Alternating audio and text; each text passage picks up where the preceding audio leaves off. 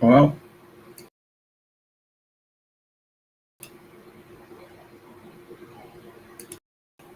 Good evening, everyone.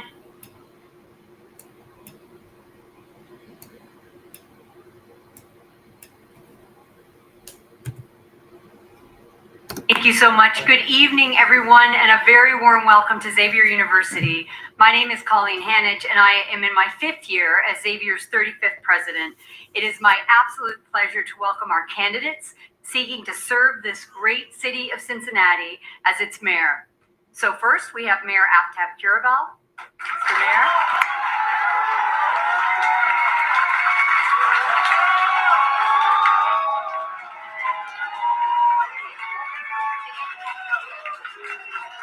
Thank you. And I'd also like to welcome Mr. Cory Bowman.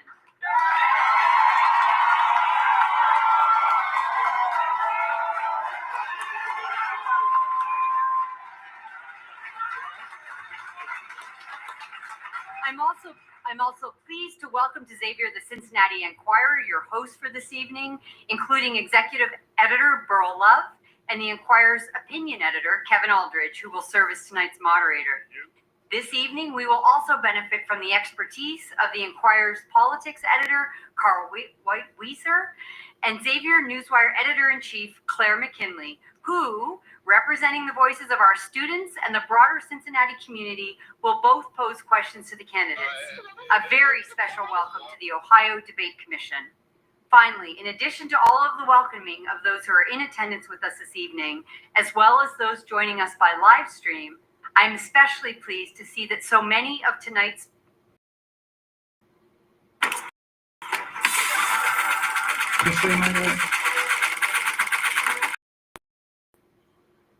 members and attendees, students, Musketeers, I know this is a very busy time of the semester, and I commend you for recognizing the importance of being here this evening.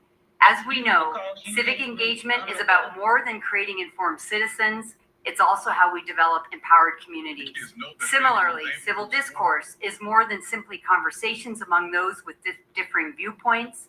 When we engage in constructive dialogue, we model the values of intellectual engagement, curiosity, empathy, active listening, and critical thinking. Best of all, we learn from one another. Tonight, I look so forward to learning a great deal more from our candidates and the issues that are important to all of us. I would now like to invite the Enquirer's executive editor, Burl Love, to kick off this evening. Thank you.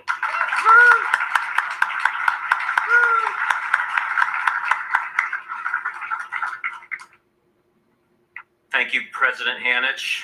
As she said, I'm Burl Love, the editor of the Cincinnati Enquirer, and on behalf of the Enquirer and our host, Xavier University, and our partners, the Ohio Debate Commission and Cincinnati City Cable, I'd like to thank all of you for coming out tonight because it's important.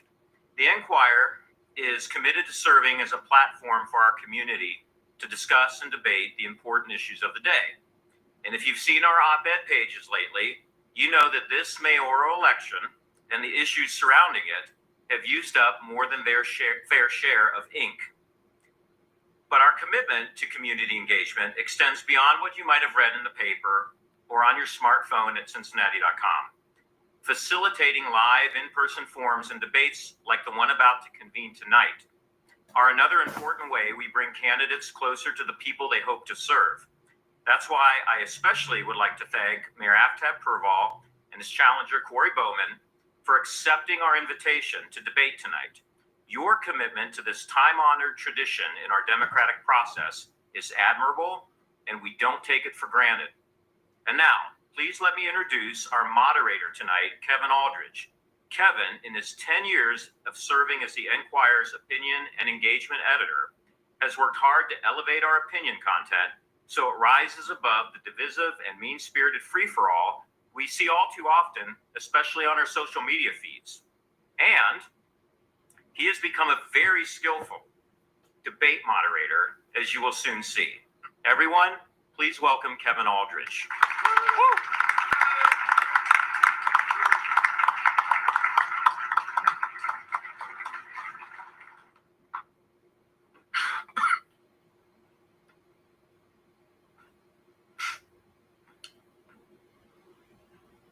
All right, good evening, and welcome to the Cincinnati mayoral debate hosted by the Cincinnati Enquirer, the Ohio Debate Commission, Xavier University, and Cincinnati City Cable. The two candidates vying to be the next mayor of Cincinnati for the next hour will discuss some of the most pressing issues facing the Queen City. We'll meet them in just a moment, but first, let me set the ground rules for this evening. And you've already met our panel of questioners, but I'll introduce them one more time. So our distinguished panels will assist me in asking a series of questions of each candidate. They will have 2 minutes to answer. A bell will ring when they have 30 seconds remaining, and a bell will ring twice when their time is up. No second ring? Near the end of the debate, there will be a rapid fire round where candidates will have 30 seconds each to answer a series of questions. The moderator has the discretion to allow candidate rebuttals up to 1 minute, or ask for further clarification or follow-ups to any of their responses. Each candidate will get 2.5 minutes for their closing statements. The question of who goes first tonight and who gets the final word was determined by a coin toss backstage. You have no idea how difficult it was to find a coin to do that coin toss. Nobody carries change anymore. To ensure we stay on schedule tonight, we are asking you, our live audience, to limit your cheers and applause to 2 times. 1, in a moment from now when we introduce our candidates again, and 2, at the conclusion of tonight's debate.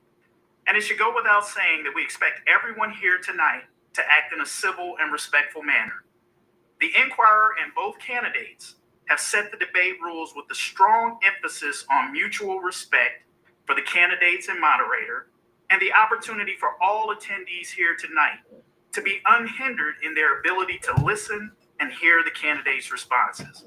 Disruptive individuals will be asked to leave. Now, let's introduce our panel of questioners. Once again, we have Carl Weiser, who is our politics editor at the Cincinnati Enquirer, and we're pleased to have Claire McKinley, who is the editor-in-chief of the Xavier Newswire, Xavier's independent, student-run newspaper that serves the campus community. Thank you, Carl and Claire.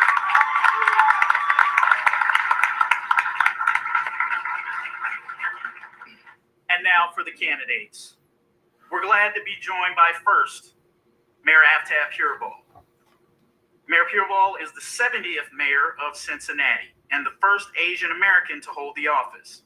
Since taking office amid the compounding crisis of COVID, cratering city budgets, and corruption, he has delivered record investments in affordable housing, infrastructure, and public safety.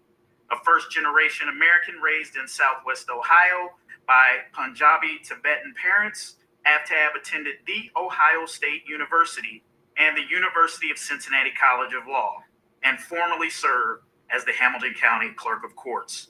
Mr. Aftab Pureval.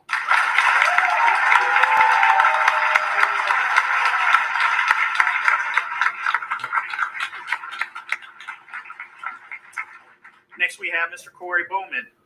Mr. Bowman is a native Ohioan and a Miami University of Ohio graduate. He is the founding pastor of the River Church Cincinnati, co-owner of King's Arms Coffee, and a 2025 Cincinnati mayoral candidate. After earning his business degree in 2011, Mr. Bowman pursued ministry at River University in Tampa, where he met his wife, Jordan. They served in various ministry roles, married, and now raised 4 children. Returning to Cincinnati, they planted the River Church and co-founded King's Arms Coffee in the West End to foster community ties. Mr. Bowman's mayoral campaign and his life's pursuit focuses on the prosperity and growth of others, aiming to drive revival and economic vitality in the city of Cincinnati. Mr. Cory Bowman.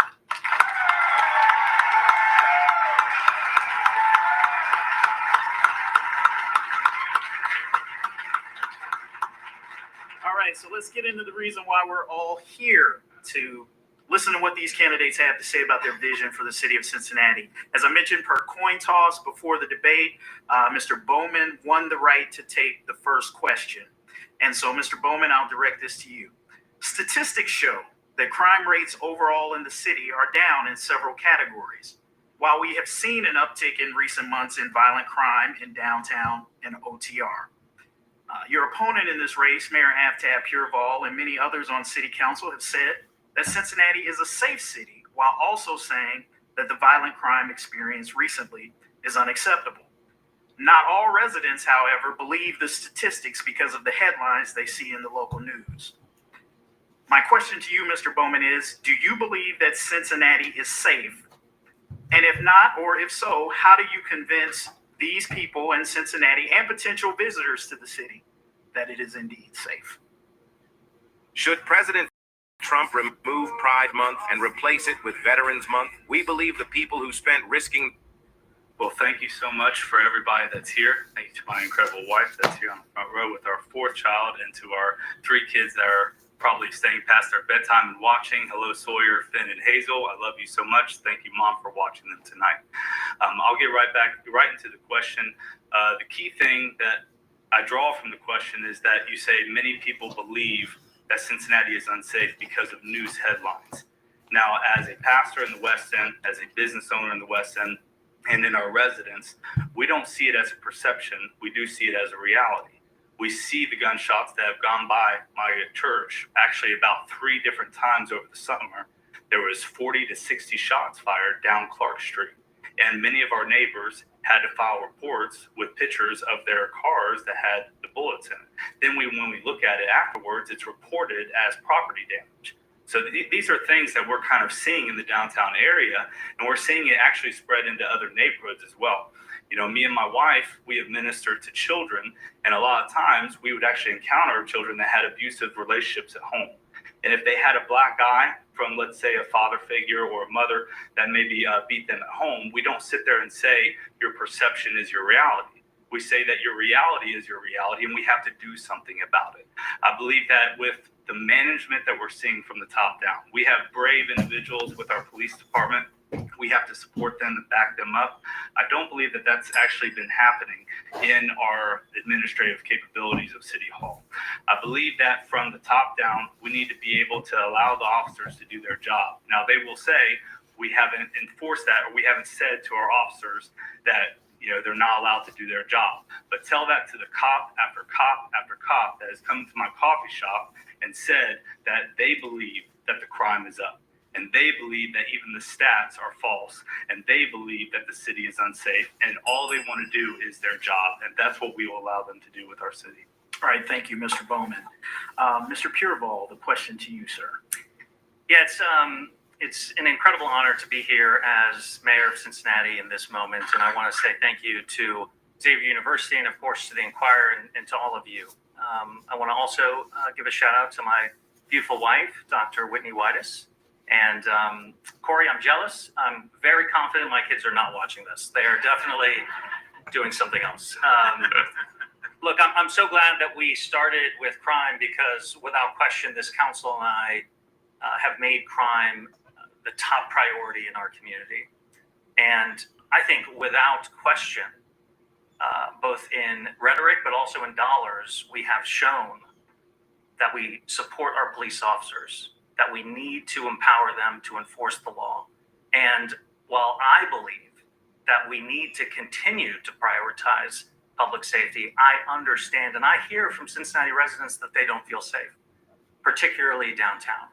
So it doesn't really matter, frankly, from my perspective, what the data says. What matters is what's in the hearts and minds of Cincinnatians, and too many of them don't feel safe, which is why this council has moved quickly to prioritize visibility. For the first time in a very long time, police officers are out of their squad cars and onto the street walking beats, interacting with the community, hearing from neighbors exactly what they're scared of. For the first time in a very, very long time, we're actually enforcing the curfew, and it has been extraordinarily successful. We're also enforcing loitering. The council just empowered our police officers to be more to prioritize enforcement more around our transit centers. But of course, we have more work to do. What's important, though, is a candidate with experience, with specifics on how we're going to address the crime, both the perception and the reality that too many people are victims of violent crime. We're not going to do that by pointing out the problems without solutions. We're going to do that by working together collaboratively with urgency, as this council has done. Thank you, Mr. Pureval. Mr. Bowman, I'll give you an opportunity. I know you want to respond to that, and I'll ask you to respond to it in the framework of this question. You've seen the multi-million-dollar spending bill that the city passed, their crime-fighting package. I want to ask you, because I do want this to be focused on solutions and what you would push for and what you would do as mayor to address crime. Do you agree with the spending that the city has approved to fight crime, and are there things you disagree with? What would you have done differently? I don't think it's wrong to say that we disagree with spending, but what the mayor did just say there is that for the first time you're seeing that. But last time I checked, he's been in office ever since 4 years ago. So why is it just happening now? The problem with City Hall right now is we're being reactive instead of proactive. The things that we got to have at our priorities need to take place before it happens. And that's what is happening with all the crime, is that there's no de-escalation tactics. It's only showing up worst case scenario. We need to be able, when you talk about practical things, there's a lot of community initiatives and a lot of things that are dividing the cops from the communities that they want to protect and serve. Whenever I ask the cops, what do we need to do? Do we need to accept help from the state? Do we need to do this? They continually say, just let us do their job, but their hands are being shackled by the initiatives, by the directives from City Hall. And then on top of that, when we have the ECC, the Emergency Communications Center, when people call 911, they get call takers that are disinterested. They get dispatchers that only dispatch in worst case scenarios. And then administratively, that's not being run with the mindset of public safety. We need to rethink administratively everything that's going on with the ECC, with these community initiatives. And then, once again, I will say it over and over, we have to let the police do their jobs. And part of that is protecting and serving the communities that they love. Mr. Pureval, how do you respond to that? Has your administration, do you feel like, handcuffed the police officers in the way that Mr. Bowman talked No, about? of course not. You asked for specifics, and my chief of staff is fond of saying words, words, words when people just talk without saying anything. He talked about administratively. I'm not really sure what that means. You know, what he talked about issues and policies. I think what he's talking about is the collaborative agreement. He is running on a position of dismantling the collaborative agreement, one of the pillars that makes Cincinnati police the national model for problem-solving oriented policing. This is what happens when someone moves here 4 years ago, has no idea about the history of this city, and starts accusing the collaborative agreement of making us less safe. I could not disagree more strongly. It's one thing to run for mayor without any specifics or ideas or policies or plans to put forward. It's another thing to run for mayor and have no interest in the history that got us here, in the struggle and in the progress, in the challenges that we have faced as a community and overcome. And making sure that Cincinnati continues to stand by its collaborative agreement is one of the central tenets of being mayor of the city. Thank you. Mr. Bowman, I'll give you 1 minute to respond, and then we'll move on. I'll say that you're going to hear a lot of things about what people perceive me to be. In no way are we trying to dismantle the collaborative agreement, but the collaborative agreement takes two things: collaboration and agreement. And that's not what's happening from City Hall. We don't have managers properly. We don't have the right representatives to be able to make sure that this collaborative agreement is enforced properly in our city. And so it's actually been weaponized to be able to use against the cops, including black cops, that actually love and want to protect this city. And then I'll say this as well. We cannot stand by and see people like Rhonda Wynn that are here on the front row, where her daughter, Krishanda, was shot weeks after the violence that we saw in July, and say that, oh, well, crime is down, crime is down. These are things that we have to hit head on. We have to be there for victims like what we're seeing in our community. All right.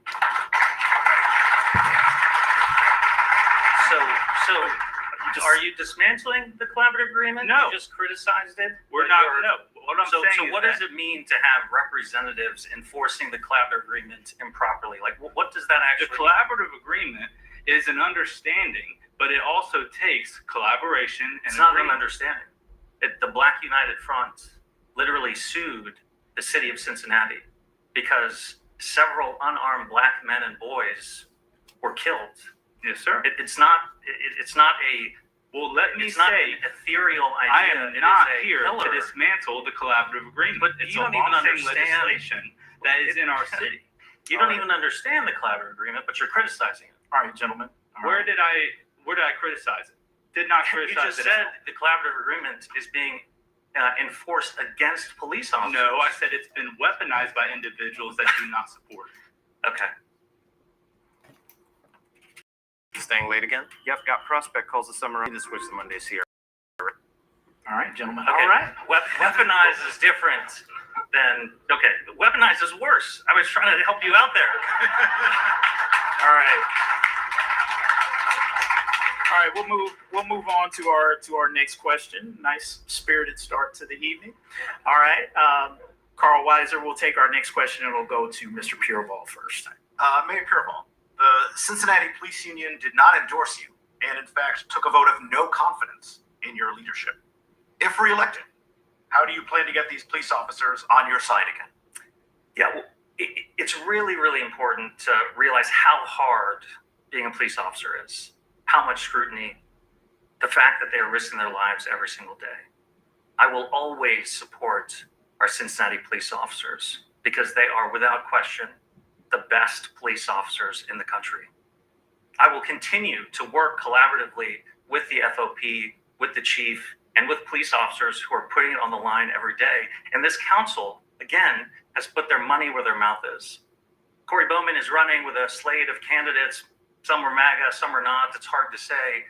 Many of whom were on council and decided not to support the police by underfunding recruit classes. And that's why we're in a situation where police officers are overworked and over-scrutinized.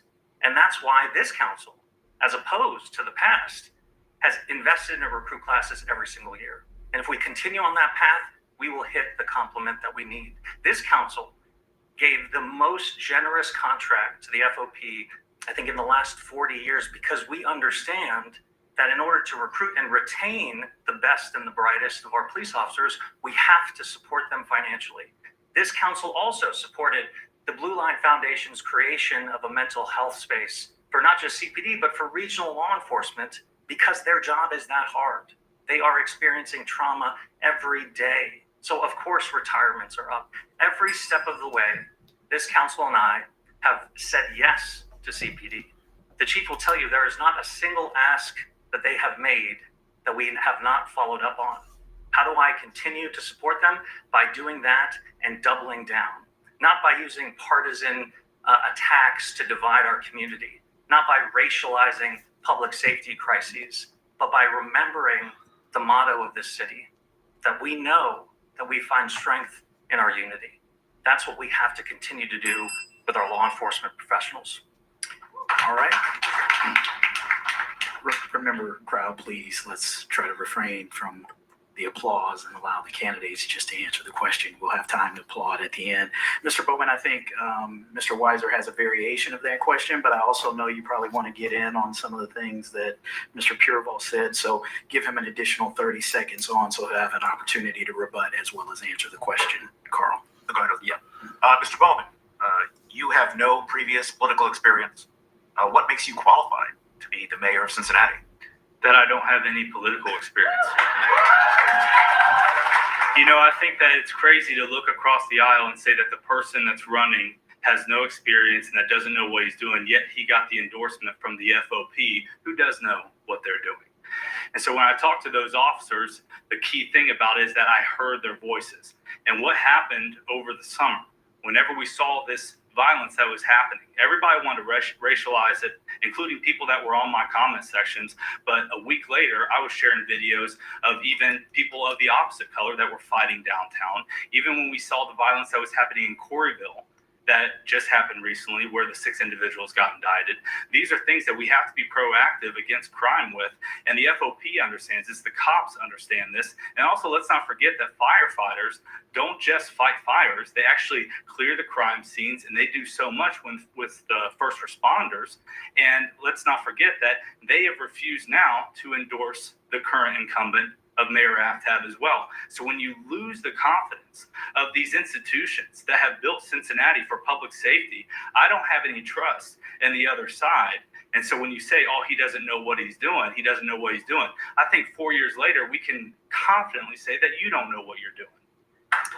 Mr. Pureval, I'll give you a minute to respond. I guess what I'm confused by is what does the opposite color mean to you? You're confused by a lot, Mayor Aftab. Well, what does you just said opposite color? Opposite of what? What does that mean? No, because when the violence happened in July, everybody wanted to make it about black individuals that were attacking a white individual. Not Now, everybody. I That's not denounce true. racism Not when it everybody. comes to that. It is because we have MAGA to see this. extremists that you represent came to I Cincinnati don't represent anybody. and radicalized. Please, ladies and gentlemen. I don't Look, represent look, anybody. Hold on for a But second. Cincinnati. Hold on for a second. Both candidates. We talked about this beforehand. Let's speak one at a time because the audience can't hear you when you're Fair talking enough. over each other. So, Mr. Pureval, this is your minute. I don't know why the audience is booing the fact that he represents MAGA. I mean, it is you either support the Trump agenda or you don't. You can't run for mayor and not be concerned with the federal employees who are getting fired, not be concerned with the racializing of our own public safety challenges here in our community. You haven't said anything about the fact that President Trump wants to send in the National Guard. In fact, you were asking for the National Guard to come into Cincinnati right after the fight. These are the things that I think we need clarity from Mr. Bowman, because it is true that he has no record. It is true that he has no experience. He unfortunately has not taken this campaign seriously, not showed up in the community, has spent more time on Fox News running down the city that he ultimately wants to lead. That is not how you lead the great city of Cincinnati. You lead us by bringing us together, by taking on the significant challenges that we have with specifics and with plans. Thank you, Mr. Not with Pureval. rhetoric and divisiveness. Thank you, Mr. Pureval. 1 minute, Mr. Bowman, to respond to anything you would like to respond to. I'd like to respond. Number one, we do not need the National Guard in Cincinnati. We need competent leadership from City Hall. Number two, whenever you say that you're accepting help in a summer where people are feeling unsafe, but then you only accept 2 days out of the month from the state, that is a slap in the face of the people downtown. And then when you said, oh, what does administratively mean, right? Let's talk about that night whenever all the violence happened. The reason why that violence happened wasn't because of the music festival. It wasn't because of the race aspect. It happened because administratively you guys failed. The chief got on a press conference and said that there were 11 officers in the third shift Central Business District. I looked at the Kronos report, and there was 3 officers and only 2 PVOs that night. What that means is that you did not fully equip your city to be safe that night on one of the largest populated nights of our city. And that's what we're going to change, is we're going to be proactive when I'm mayor of Cincinnati. 30 seconds, Mr. He Pureval. keeps saying 30 proactive, seconds. but he has no specifics about what he would be proactive about. I'm trying to follow exactly what he would do differently, other than I don't know. It's still not clear to me. Look, I think it's important to talk about public safety in a serious and sober way. I'm very Because serious. there are far too many kids who are victims of gun violence, and far too many of the perpetrators themselves are kids. That requires professional, serious leadership with specifics on how we are going to save our kids.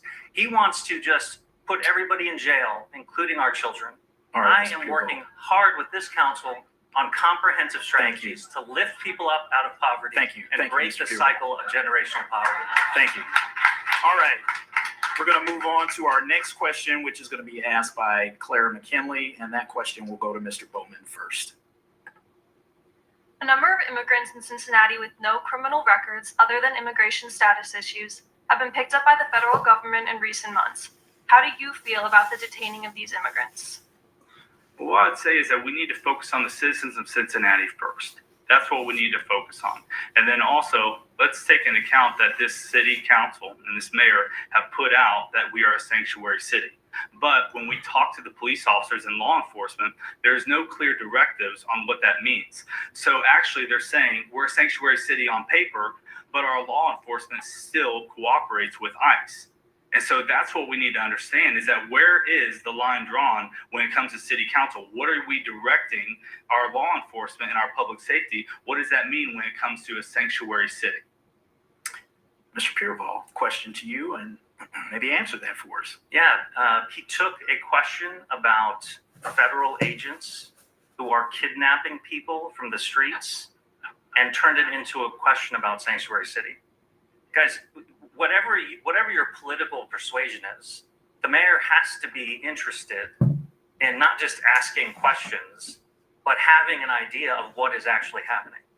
And if your residents are being taken by masked agents, you should have an opinion about that. You should have a plan on how you're going to address that. You What's the turn plan? that What's the question current plan of the into city? an You're the attack, one in office. into an attack on sanctuary cities. So he seems to have a lot of questions about how the city is actually run and what the job of the mayor is. So let me educate him.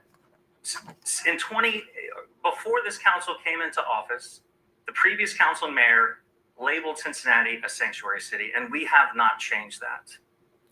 But it doesn't matter whether you are an undocumented immigrant or a naturalized citizen or a citizen born here. If you commit a violent crime, CPD is coming after you, and we're going to hold you accountable. And yes, we will deport you because you do not need to be here.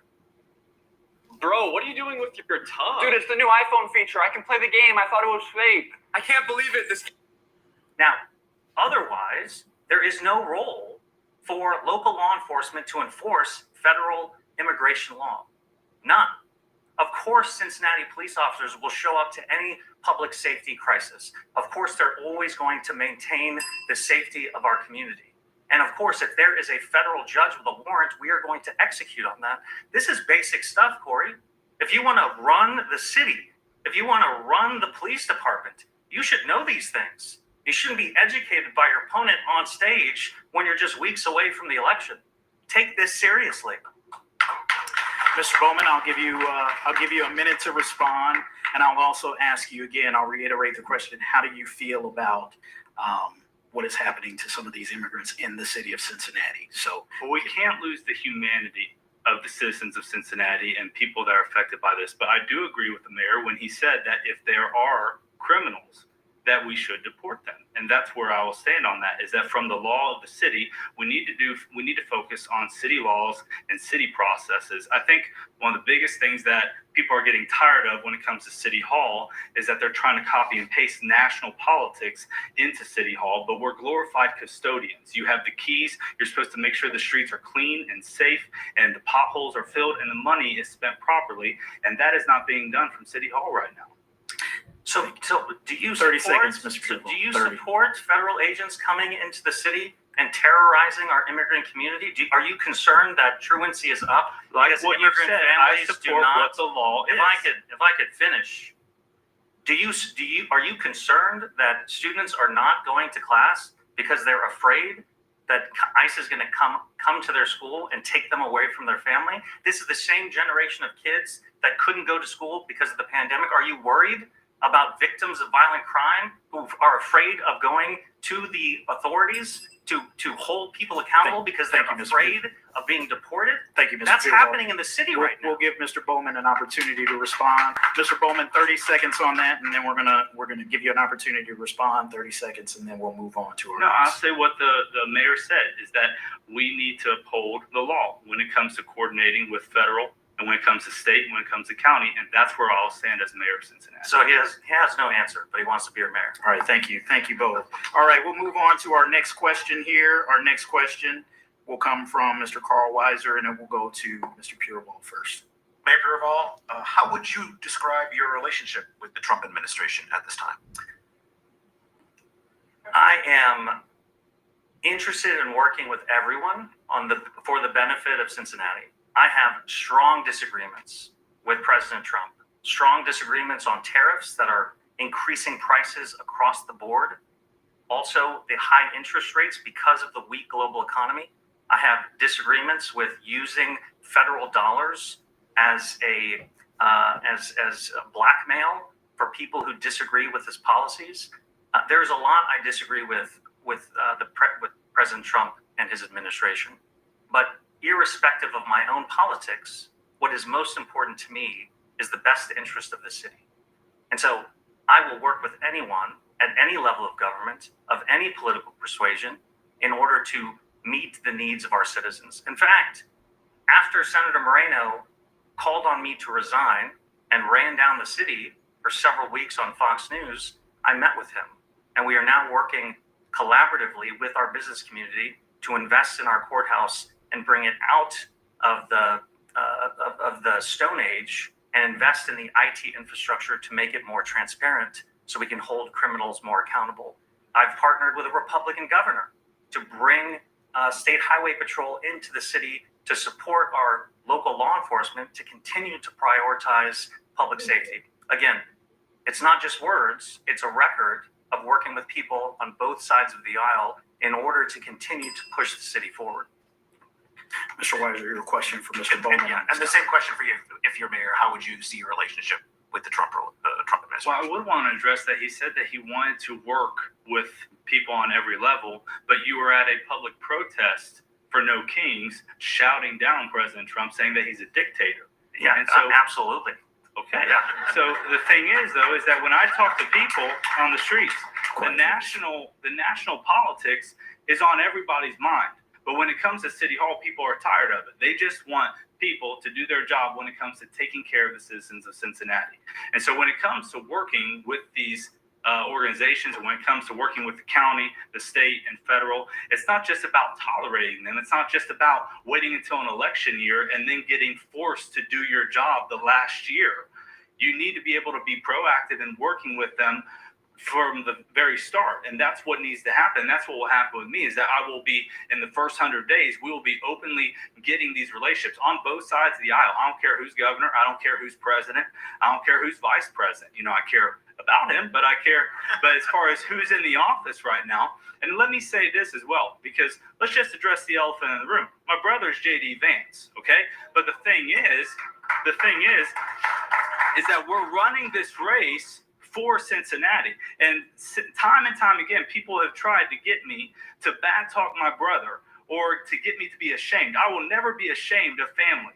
The man has gone from abject poverty to the vice president of the United States in such a short amount of time. I'm not going to be ashamed of that. But the case is that we're running this race for the city of Cincinnati, and we're going to be doing the job for the citizens. All right. Thank you, gentlemen. We'll move on. Can I just make one point, Kevin? 30 seconds, sir. Yeah, just to set the table. I couldn't work with the Trump administration my first year in office because he was not president. So, well, you were only working with the Biden administration, so you could get a position on his cabinet. The Biden administration. You're the Brian Kelly of Cincinnati politics. You're using Mr. Bowman, please. to get Mr. to Bowman, DC. allow him to answer, sir. Okay. Let's respect the rules, please. Okay. Let's respect the rules. Mr. Pureval, give him a few extra seconds. Mr. Pureval, please finish your. Brian Kelly. Give him all the time you want. Brian Kelly's a deep cut. So again, you're confused. The Biden administration was in office my first year. We worked very effectively with them. In fact, we got the single largest federal grant in our country's history, $1.6 billion, to do the companion Brent Spence Bridge, which we are very proud of. And we will continue to work with the Trump administration where our values align and where it's in the best interest of the city. But let's just be clear about the fact that the Trump administration is making cuts across the board that's affecting the University of Cincinnati. It's affecting the University of Cincinnati Medical Center. The cuts to Medicaid are going to be profoundly impactful, particularly to our low-income residents in Cincinnati. And you should have an opinion about that if you want to be mayor. All right. We're going to move on. That's going to have to be the last word on that subject. Mr. Bowman, this next question, we're going to get into some housing issues here and neighborhood growth issues. The controversial rezoning of Hyde Park Square not only grabbed headlines, but it rallied residents in the neighborhood and across the city to push back against development that largely disregarded their concerns. It sparked a petition drive and a referendum to repeal the zoning, which would have been on the ballot, but for city council and the developer backing down. How much weight do you think that residents and community council voices should carry in development decisions made by city council? Well, I think when it comes to the Hyde Park issue, that was basically the first time that we're seeing what this Connected Communities initiative is all about. It's about City Hall dictating what the zoning needs to be for our communities without considering the voices of the community. When we talked about Hyde Park Square, I was in City Hall and I was blown away. Like I said, I don't have political background, right? So I'm in City Hall and I see hundreds of people come up to the mic and they're overwhelmingly against the variance that is on the docket for the day. And they state that, and they have a petition of over 4,000 names on this petition to say, no, we don't want the variance. Well, then all of a sudden I saw that City Council and the mayor voted 7-2 against the voices of the community. Now, this community, it wasn't Democrat or Republican. These were just members of the community of Hyde Park that did not want the variance to go through. And our elected officials actually ignored their opinions, and they voted against it. And so that's something that will change whenever I'm mayor of Cincinnati.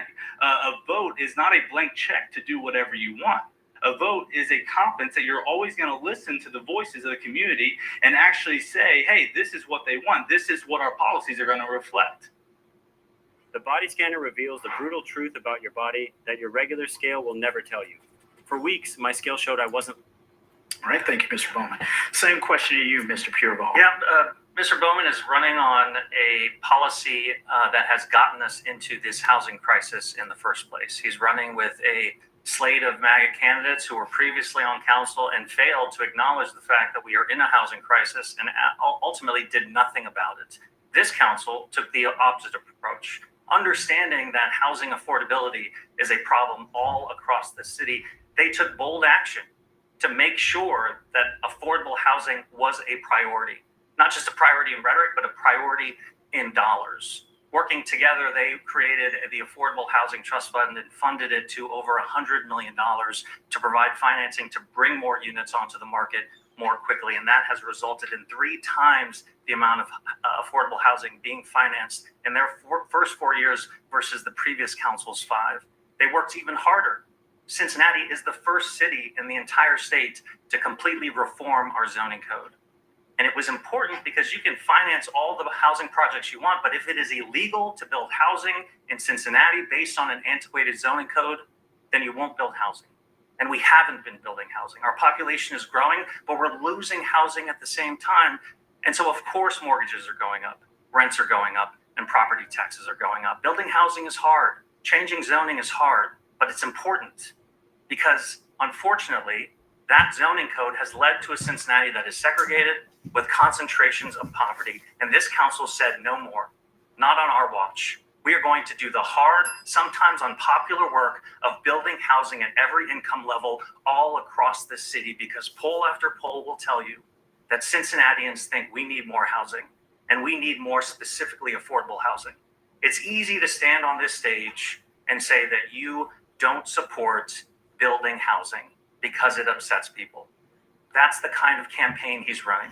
That's the kind of mayor he will be, just going with whatever the most popular issue is. That's why he called for the National Guard when we had that fight. So, Mr. Pureval, I'm gonna hold your feet to the fire here, and I thank you because you're actually a little bit ahead of us in terms of answering the affordable housing question that was to come. But my question specifically was, how much weight should community council and residents' voices play in development decisions based by city council? So yeah, I'd love for you to answer that. I would love to answer that very, very specifically. They're an important part of any decision that council has. In fact, all the council members, all of them met with Hyde Park residents. Many of them toured the spot where the development was going to happen, the surface parking lot. Many of them met with business owners and residents. I did the same thing.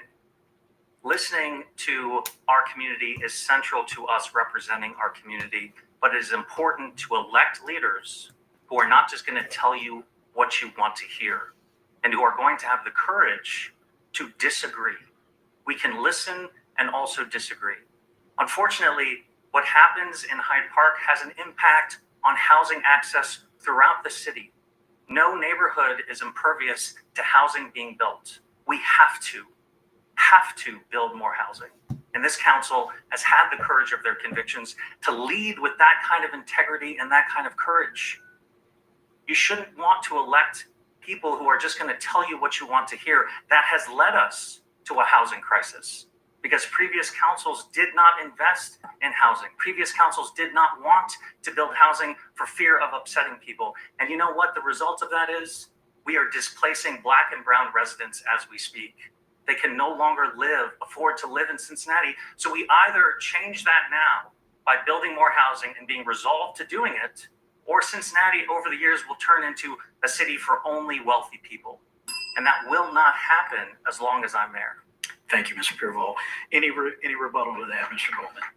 We're moving on to the affordable housing topic, correct? Okay, yeah, that's going to be our next question. You'll hold it till then. All right, so our next question then will come from Claire McKinley, and it will go to Mr. Bowman first, I believe. Yeah, Mr. Bowman. How do you define affordable housing? And give me one metric that by the end of your 4-year term would show you've been successful in creating more affordable housing.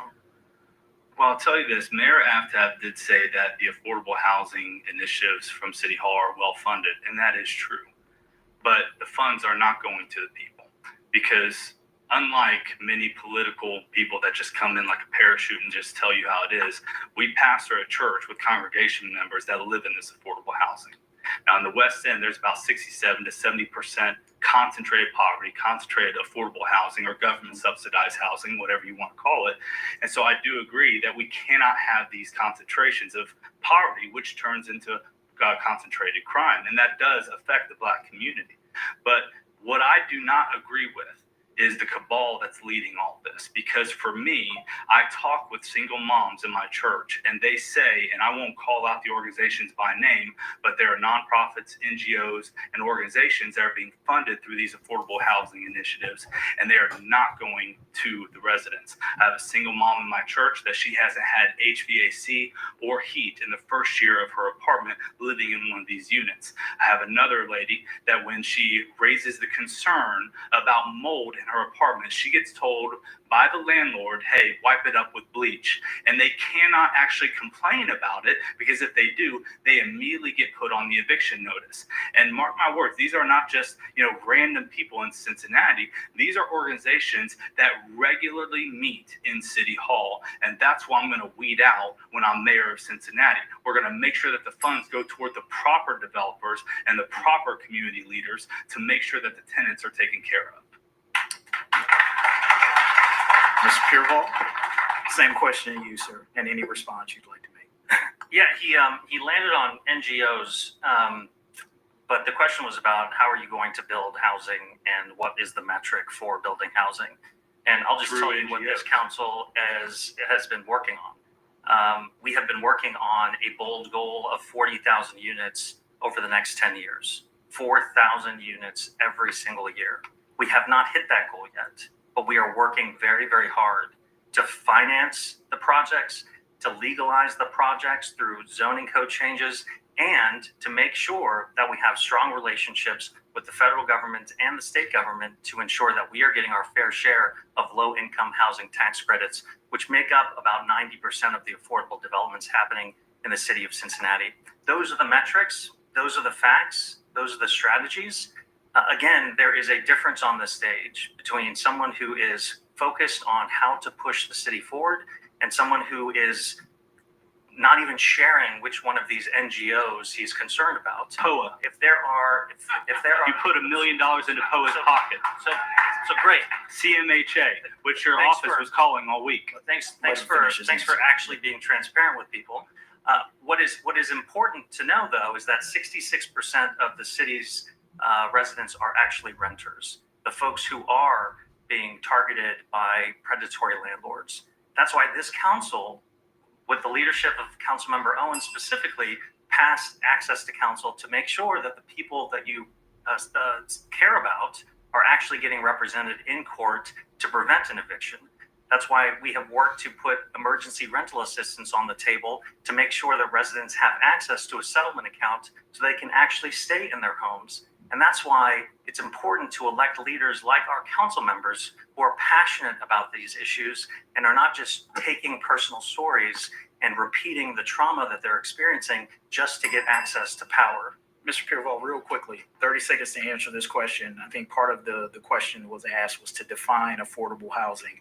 What does that look like? What is that dollar amount? What is it? Because affordable housing seems like it has different meanings for different people. What Well, is that? I'm happy to answer that question, but I'm interested to hear what Cory has to say because he's going to answer it as I'm well. about to but give him the answer, Kevin. That was the Well, problem. I'd like to hear. I'd like to hear him say it. with due respect, Mr. Mayor, I asked you the question. He did answer. Anyway, all right, it's 30 to 60% AMI, area median income. All right. Mr. Bowman, same thing to you. What does affordable housing look like to you? How much is that? What does that look like? This is the world's first reusable cotton swab. It can remove up to 10 times more earwax. Latest studies show that traditional cotton swabs are not good for your ears. There is even a warning on the box telling you not to put them in your ears. Instead, specialists recommend a revolutionary 30-60% median income.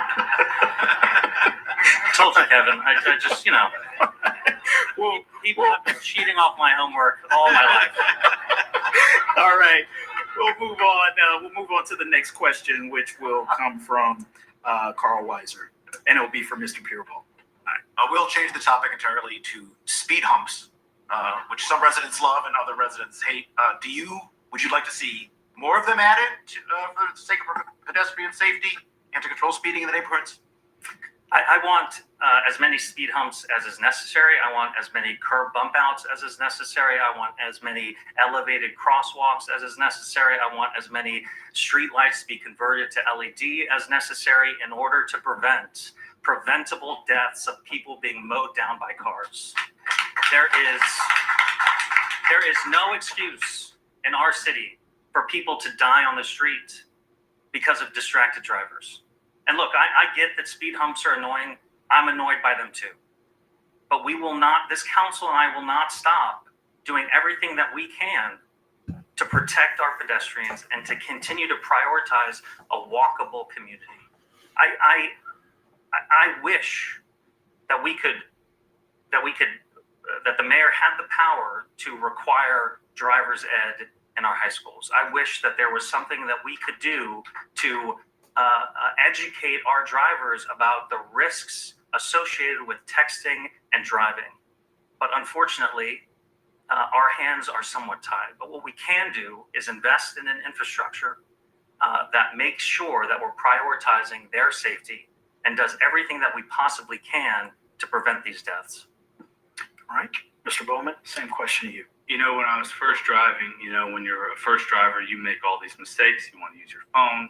Back then we had Nokias, but you want to do all these things that can be considered unsafe. And I remember there was a lot of deterrence back then. It was called the cops, because if they saw us disobeying the law when it came to traffic law, they actually did their job, and that's not what's being allowed in our city. And what's happened right now, I understand that there is a reason why we have non-pursuit laws, because we don't want high-speed chases to risk lives in the downtown area. But what it's evolved into is that people are openly taunting our officers, speeding by because they know that there's no consequences for their actions. And even when they have dirt bikes or ATVs or whatever, they're being by our cops, taunting them, because they know that they're not going to be pursued. They know that there's no consequences. So I would say that a speed hump is a Band-Aid for what really needs to be done, which is proper law enforcement and patrolling on our streets. All right.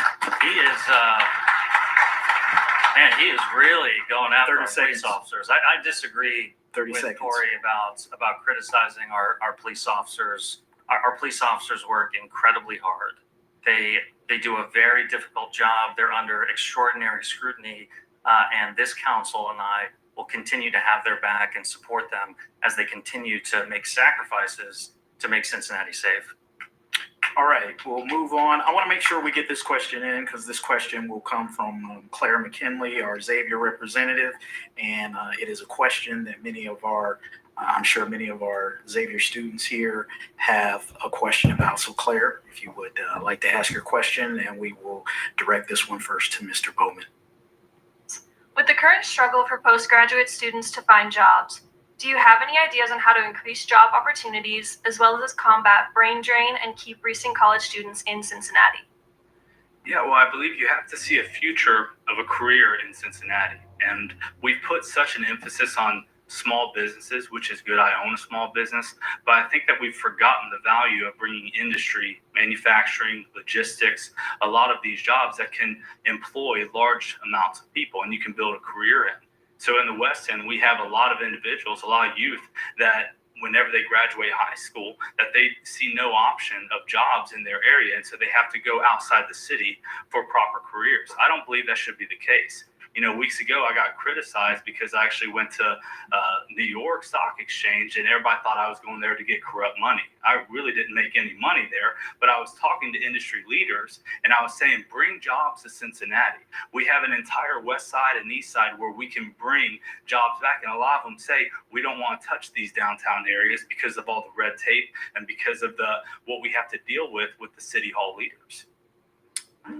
Mr. Pureval, same question to you. I think it's incumbent on Cincinnati to continue to grow. This council and I have been very focused on bringing jobs to Cincinnati. We just a couple of years ago announced the MedPace deal, which for Ready was their largest job creation announcement in their history. This summer, we're bringing jobs downtown. Paycor is moving their headquarters to the old Saks building. It's being redeveloped right across from a $600 million convention center reimagining and a new hotel. But this question is also central to the housing discussion. 50 years ago, the median house cost was like $75,000, and it constituted a fraction of your income. Now it's over $300,000 to buy a home, and it is a huge amount of your income. Young people can't afford that. They are looking for dense, diverse, walkable neighborhoods with good access to public transportation, with good access to public art, and that are safe. And that's exactly what this council has been investing in. That's why Connected Communities has gotten rid of the red tape that you oppose in order to increase investment into our neighborhood business districts and along our transit lines. That's why this council has been leading to bring bus rapid transit to Cincinnati, because younger people don't want to have to own a car. They want to rely on public transportation to get to and from their work, to their home, to places to hang out. That's why this council has also been focused on bringing more live entertainment, large events to Cincinnati with the creation of the Sports Commission. My opponent doesn't believe Cincinnati is good enough to host large international events. I disagree. There is a clear choice on stage between a growth mindset and someone who wants to flip the natty and take us backwards. I ask Cincinnatians to reject that and continue to reach for growth and prosperity. All right. I'll give you 30 seconds to respond to that if you like. Well, you mentioned that 50 years ago that the housing was a lot lower. I will say that it was 50 years ago when the last Republican mayor was in Cincinnati as well. On top of that, I will say this, that from a young college kid, I do see that a lot of them want to live in the downtown area. They want to have the dense housing to start off with. But I disagree with the idea that they want to stay that way the rest of their life. I believe a lot of young people want to get married, have kids. They want to have cars. They want to have houses. I think that we've actually demonized property owners, and we've decentivized the ability to own your own home or own your own property in Cincinnati. Instead, we want to make it easier for renting, and I don't think that's the strategy that we need to have. So what would you do to increase home ownership? I would incentivize home ownership. If you talk about a housing crisis and you talk about vacancies, you look at all of the West End, there's all sorts of vacancies and empty buildings. I think we need to incentivize revamping these old historic buildings that have so much charm, instead of only incentivizing the connected developers to build concrete boxes for people that feels like a prison. Again, that's not true. There's a residential tax abatement that this council led to change that made sure that the West End sure that the West End got. I have a developer right here that gets turned down because he's not connected. Let him finish. If you could just listen to.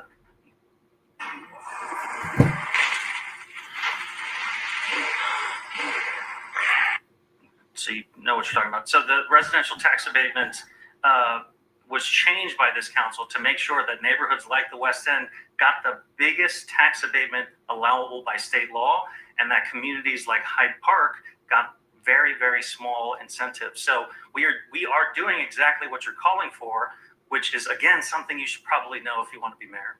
All right, gentlemen, we are nearing the end of our hour, and so we're going to move through. We've got a few rapid fire questions here. As I mentioned, these are questions designed to take 30 seconds or less to answer, so I would ask that you would adhere to that time limit as much as possible, and then we'll get to your closing statements.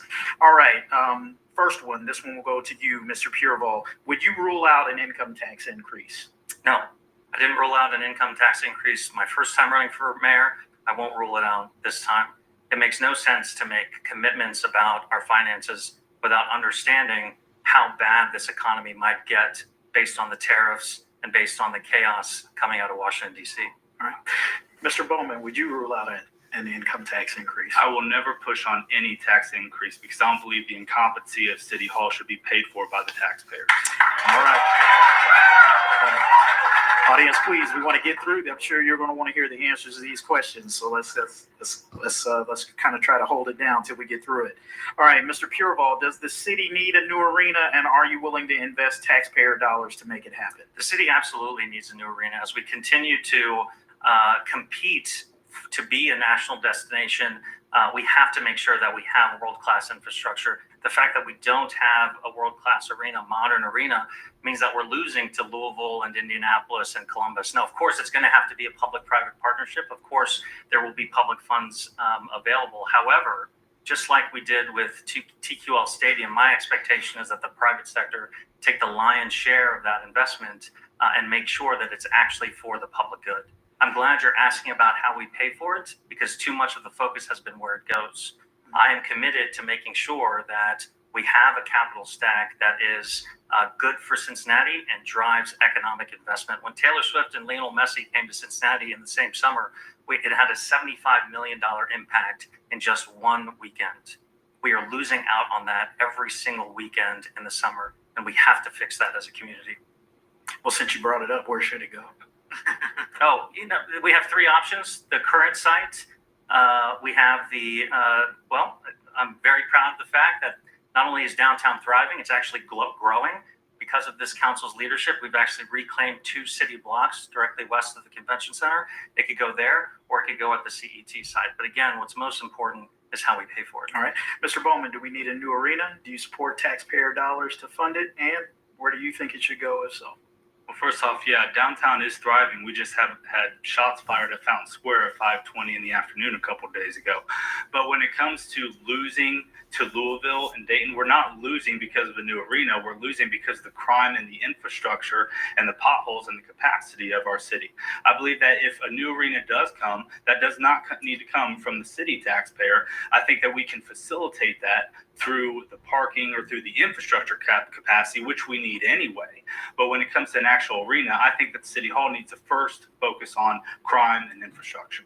Mr. Pureval, if re-elected, do you pledge to serve all 4 years? Yes. Mr. Bowman, is there anything you would criticize the Trump administration for? Yeah, I don't like his hair. Okay, all right. Yeah, Mayor whoever wrote Pureval that has for a you lot did a better great hair. job. That was good. Yeah. Mr. Pureval, is there anything you would have done differently in your handling of the infamous brawl downtown at 4th and Elm Street? If so, what would you have done? Yeah, absolutely.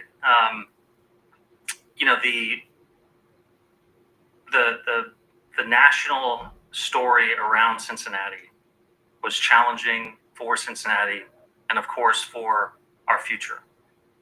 As mayor, as I've mentioned, it is my highest priority to prioritize public safety. And anytime anyone is a victim of violent crime in our community, it weighs on all of council and me and the administration. And that's why we work very hard to make sure that it doesn't happen. In this instance, what I would do differently is I would be more proactive in putting out a statement. And my learning is that when these things happen and when they are nationalized by outside forces who are looking to divide Cincinnati, it's important to treat it like a serious issue akin to an officer-involved shooting. Even though my opponent has criticized the collaborative agreement, it is now the national model for how police and community respond to police officer-involved shootings. We have a press conference within 24 hours.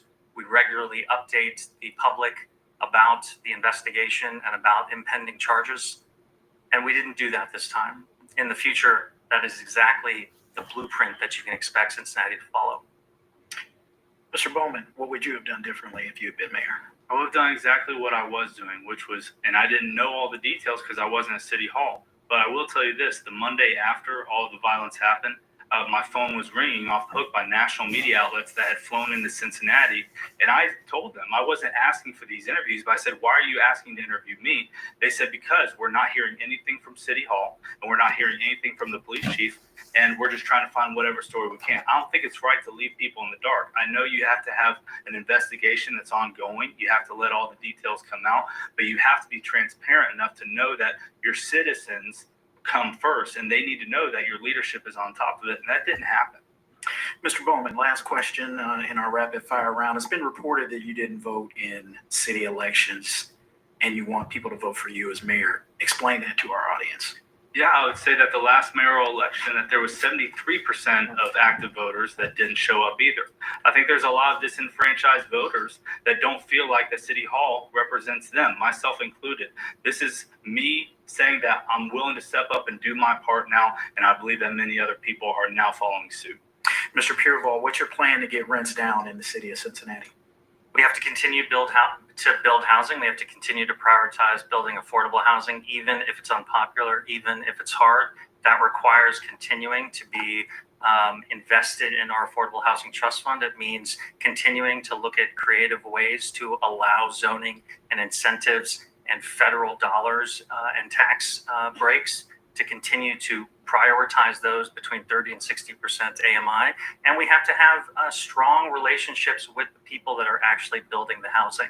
All of that is hard. It is very hard to build housing when interest rates are so high and when construction costs continue to go up due to these tariffs. But this council has been clear-eyed and aggressive, working urgently to do just that. We need 4 more years in order to catch up to the housing stock that we desperately need, and we need elected officials with the courage of their convictions to do it. Mr. Bowman, lastly, you, same question. What's your plan to get rents down in Cincinnati? Well, I think that what they're doing actively on the surface seems to be the right plan, but it's involving connected developers that are only the ones that are getting their pockets filled, and I don't think that that's right.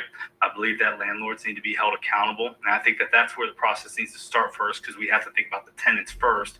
It doesn't make sense to just keep on stacking more affordable housing that is leaving our tenants in pain and suffering. We've got to make sure that the system works for them first and then continue on. I think that the goal of our city is our local developers, people that sometimes can only do 1 or 2 properties at a time, but a lot of them get turned down in the West End because there are these big conglomerates that are actually tied in with the city, and they're the only ones that get the cut of it. All right, gentlemen, thank you very much. We're going to move into our closing statements. And as I mentioned at the beginning, the order in which they would be given was determined by a coin toss before tonight. Mr. Pureval won the coin toss, and he's elected to have the final word. So, Mr. Bowman, you'll have 2.5 minutes to make your closing case to the audience and the viewing audience here tonight.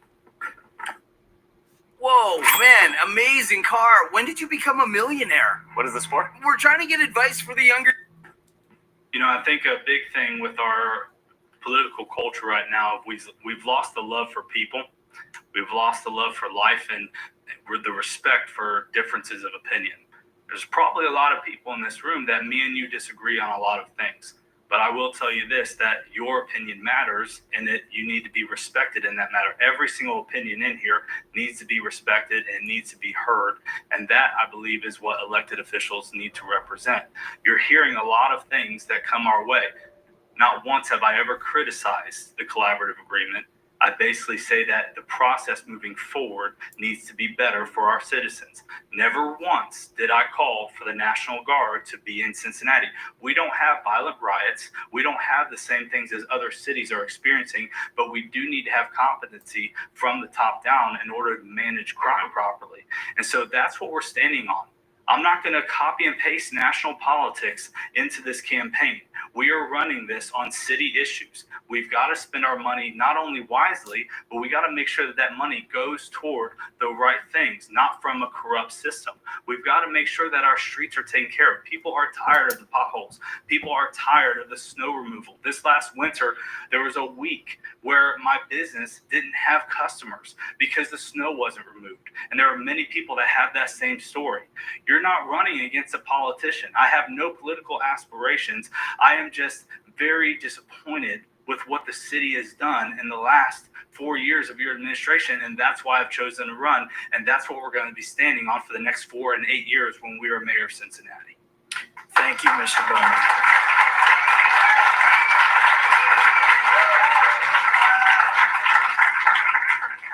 You guys will be able to do that again in just a minute.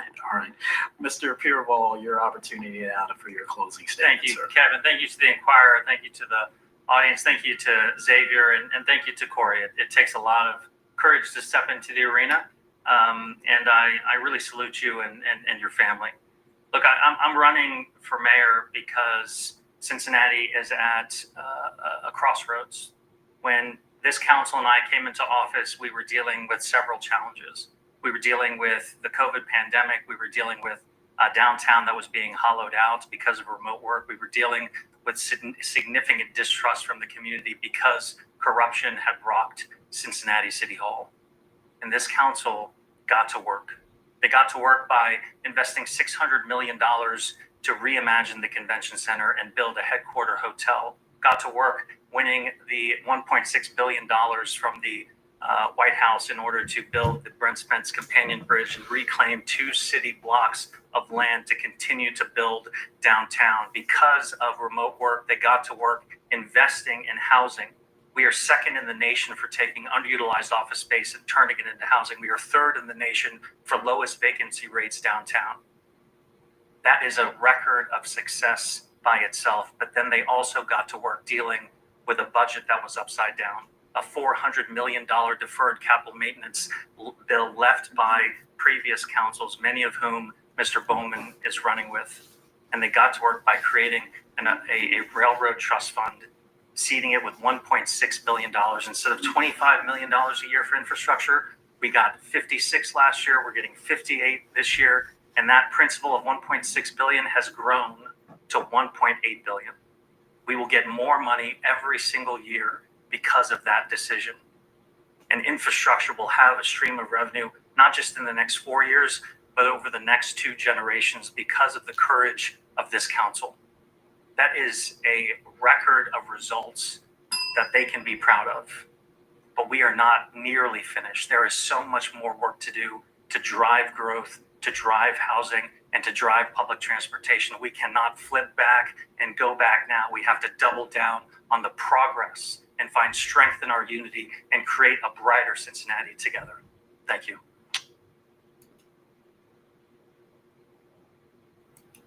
You ever see that ad with the little dude starting landing up numbers and weapons, blasting enemies? Seems super. So the topic What? about